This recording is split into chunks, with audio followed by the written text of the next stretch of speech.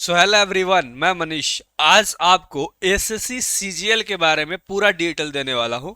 SSC CGL क्या होता है, इसमें कौन पोस्ट होते हैं, कहाँ कहाँ पोस्टिंग होती है, उस डिपार्टमेंट का नाम क्या है, सैलरी कितना होता है और कितना तक जाता है, कौन पोस्ट का कितना सैलरी है, और एग्जाम का पैटर्न क्या होता है और कैसे एग्जाम को क्वालिफाई करना है। यानी हर एक डिटेल आज आपको बता दूंगा। ये वीडियो के बाद आप कभी भी नहीं देखोगे किसी का भी वीडियोस। तो सबसे पहले एसएससी सीजीएल क्या होता है इसके बारे में हम लोग जानते हैं, है ना। एसएससी सीजीएल जो होता है ना, उसमें एएसओ एक पोस्ट होता है, ठीक है। ऐसे बहुत सारे पोस्ट होते हैं, मैं आपको बताता हूं, ठीक है, कि इनका सैलरी क्या होता है। इससे हाईली पोस्ट है, सबसे ऊपर वाला। इसका मतलब होता है असिस्टेंट सेक्शन ऑफिसर, ठीक है। अब एक कौन कौन से डिपार्टमेंट में जॉब लग सकती है अगर आप क्वालिफाई करते हो तो। क्रिटेरिया बताऊंगा क्वालिफाई करने का, कितने एग्जाम्स होते हैं, कितने नंबर के होते हैं और उसमें कितने सब्जेक्ट होते हैं। आराम से देखिएगा। जैसे कि सारे के सारे बी ग्रेड के जॉब है, जैसे कि यहाँ पर सेंट्रल, है ना, सेक्रेटरीज सर्विस में आप जा सकते हैं, ठीक है। इंटेलिजेंस ब्यूरो में आप काम कर सकते हैं। एज लिमिट यहाँ है कि 20 से 30 साल के बीच में आप सेंट्रल सेक्रेटरीज सर्विस में, ठीक है। इंटेलिजेंस ब्यूरो के लिए 18 से 30 साल तक आपका लगता है। ये सब ग्रेजुएशन लेवल के पोस्ट है, ग्रेजुएट होने के बाद ही आप अप्लाई कर सकते हैं।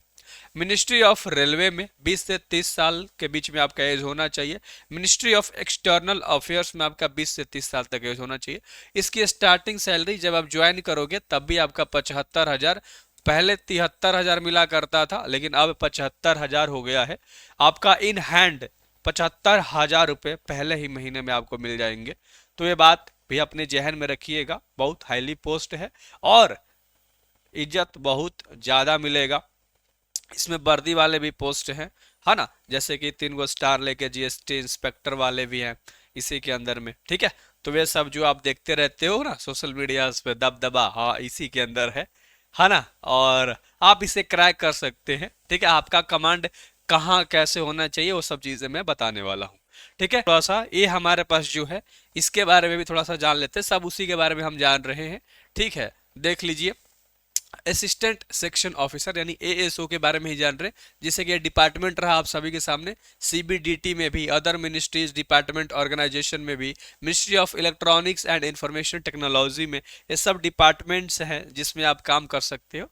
और ये आराम तरीके से डेस्क जॉब होता है, आपको कहीं जाना नहीं है, किसी से बात नहीं करना है। आपको वहां पर 10 to 1 एंड देन लंच होगा, फिर 2 to 5 काम करना होता है। 6 घंटे का काम होता है, 1 घंटा का लंच होता है। 7 घंटे 8 घंटे आपको ड्यूटी मस्त करनी है ना। अच्छे से झाड़ उड़ के जाना है, मस्त ड्रेस में फिर आ जाना है।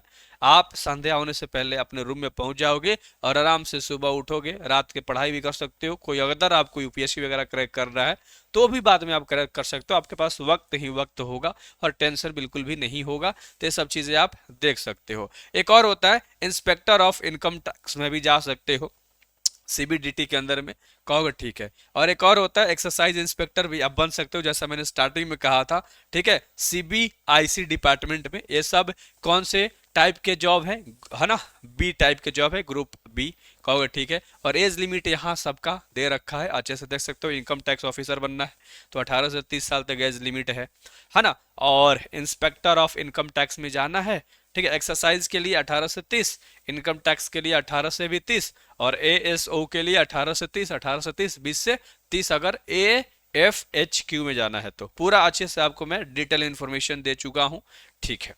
अभी और भी है, जैसे यहाँ पर आप अच्छे से देख सकते हो, और भी है जैसे कि वही एएसओ के लिए अदर मिनिस्ट्री डिपार्टमेंट ऑर्गेनाइजेशन है, कहोगे ठीक है।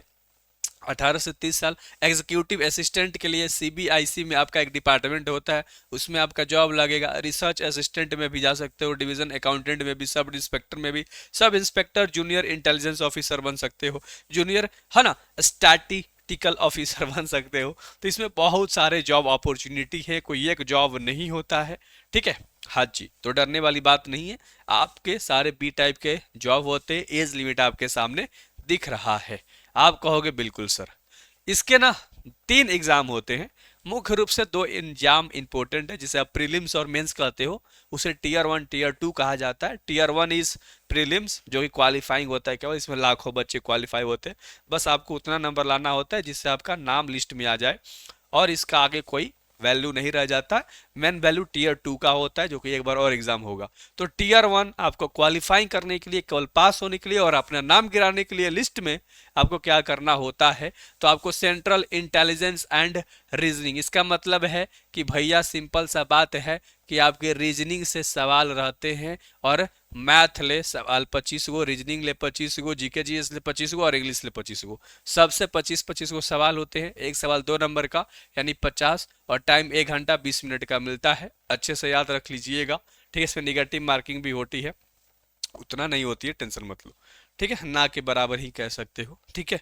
हाँ, मतलब आपको ये क्वालिफाइंग करना है तो इसमें निगेटिव मार्किंग, ठीक है, वो थोड़ा मोड़ा होता है, ठीक है। तो डरने वाली बात नहीं है, आप आराम से इसको निकाल सकते हैं, है ना। आप जीके जीएस पढ़ लो, क्वांटिटेटिव एप्टीट्यूड का मतलब होता है मैथ्स पढ़ लो भैया इंग्लिश में, है ना, और बाकी ये जनरल इंटेलिजेंस रीजनिंग में। सब्सक्राइब कर लो ताकि मैं आपको बताऊंगा कि प्रीलिम्स का तैयारी कैसे करना है, क्या क्या सब चीज़ इंपॉर्टेंट है, वैसे मैं आगे बता दूंगा, टेंशन मत लो।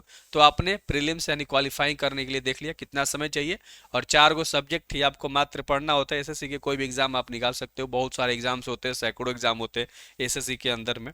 जैसा कि आपने अभी देखा, वैसे नाम से अलग है कि सीजीएल में बहुत सारे पोस्ट हैं, तो आपने देखा ना सीजीएल, हाँ बहुत सारे पोस्ट हैं, तो उस तरीके से मैंने कहा। टीयर 2 की अगर हम बात करें, यानी कि जो आपका मेंस एग्जाम होता है, जो फाइनल एग्जाम भी आप कह सकते हो, ठीक है, हाँ जी, यही मेन है। इसमें रीजनिंग और मैथ ले टोटल 30-30 गो सवाल, 30 गो रीजनिंग ले, 30 गो मैथ ले सवाल आपके आते हैं, टोटल 60 गो। एक गो सवाल 3 नंबर का, तो 180 नंबर हो जाएगा, 1 घंटा का समय मिलेगा। ये दोनों सब्जेक्ट का एक के बार में आपका एग्जाम होगा, 1 घंटा के अंदर में आपके सवाल टोटल 60 आपको अटेम्प्ट करना होगा, ठीक है सर, है ना। 60 मिनट 60 सवाल, तो स्पीड आपको कितना तेज रखना होगा आपको पता है। इंग्लिश एंड जीके जीएस की हम बात करते हैं, तो यहाँ से आपके इंग्लिश ले 45 गो सवाल, कितने, यहाँ से 45 गो क्वेश्चन होते हैं, और जीके जीएस ले आपके मात्र 25 गो सवाल होते हैं, ठीक है। टोटल 70 गो सवाल होता है, तो 210 नंबर यहाँ से आपके बन जाएंगे, क्योंकि एक सवाल 3 नंबर का है। बाकी आपके ये जो आपको 2 को दिख रहा है, आपको एक टेस्ट होता है, इसमें भी फेल हो जाओगे तो आपको जॉब नहीं मिलेगा, निष्कासित कर दिए जाओगे, निकाल दिए जाओगे। तो ये जरूरी है, कंप्यूटर का थोड़ा मोड़ा ज्ञान होना चाहिए, है ना। 20 गो सवाल यहाँ से आता है ना, 60 नंबर का हो जाएगा।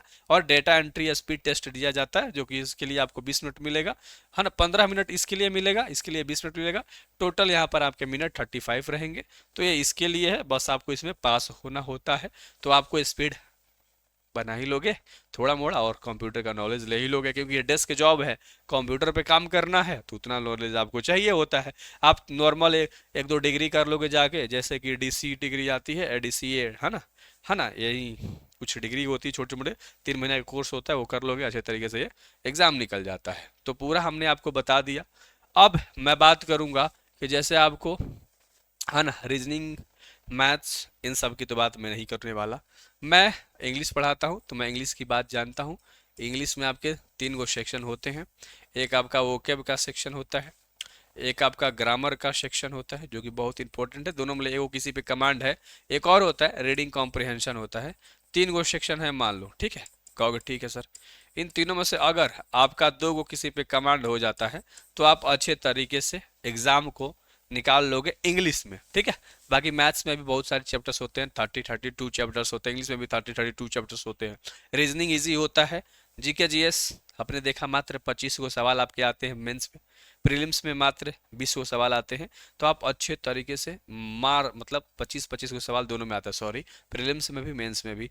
तो जीके जीएस आप साइड में कवर कर सकते हो अच्छे तरीके से। बाकी इंग्लिश पे आज आपको ज़्यादा फोकस करना होगा, क्योंकि 45 गो सवाल, अगर इंग्लिश मजबूत है आप बाजी मार जाओगे। तो इंग्लिश में आपको वोकेब करना होता है, जिसमें आपको एंटोनिम्स याद करना होता है, जिसमें आपको साइनोनिम्स याद करना पड़ता है, जिसमें आपको इडियम्स एंड फ्रेसेस याद करना पड़ता है, ठीक है। ऐसा वोकेबलरी का पार्ट है और बहुत ज़्यादा याद करना पड़ता है। फिर 1 वर्ड सब्स्टिट्यूशन आपको याद करना पड़ता है। अप्रोक्स यहाँ से आपके कम से कम 2000 वर्ड आपको याद होना चाहिए, प्लस की मैं बात कर रहा हूँ अच्छे तरीके से। पीवाईक्यूज आपको सारा याद करना पड़ता है, और बाकी आप देख लोगे, ठीक है।